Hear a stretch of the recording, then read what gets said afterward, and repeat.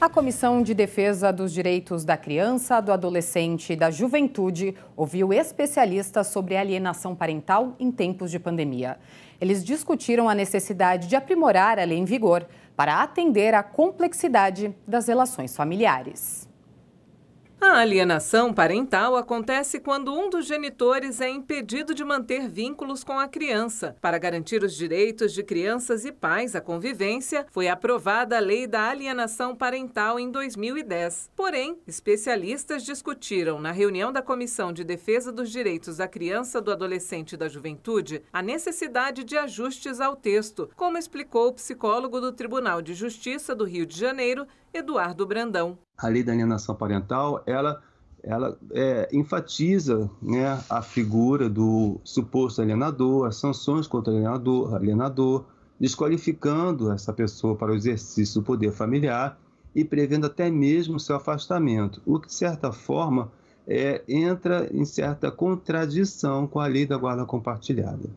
Então, as medidas de inversão de guarda, por exemplo, e suspensão da autoridade parental, elas podem promover efeitos colaterais, entre os quais o acirramento do conflito com repercussões sobre os filhos. A mestre em política social Thaís Batista ressaltou que a lei sozinha não é capaz de resolver o problema da alienação parental e que é necessário haver a aplicação de políticas sociais básicas. Então, me parece que a gente precisa tirar um pouco, e aí concordo com o Eduardo, tirar um pouco o foco da judicialização, não que as perícias não tenham o seu lugar, não sejam importantes, não estamos dizendo isso, né?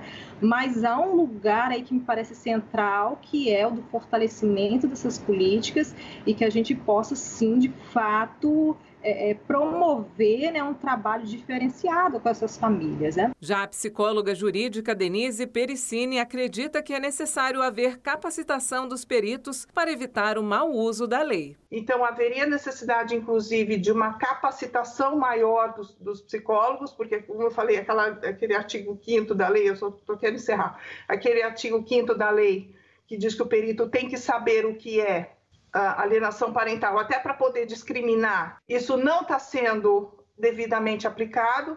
Nas situações de pandemia, os conflitos se acirraram e o profissional fica sem saber como atuar, certo? Justamente pela insuficiência, talvez, não seja essa palavra, de recursos para, de fato, avaliar a alienação parental com a devida seriedade, poder separar o joio do trigo, né? Saber o que é e o que não é. Então, as minhas questões, elas passam diretamente sobre isso, né? Como a gente consegue fazer essa mediação e o que precisaria ser feito para a gente não permitir, né, que esse instrumento, será que esse instrumento está valendo para o que ele realmente foi pensado?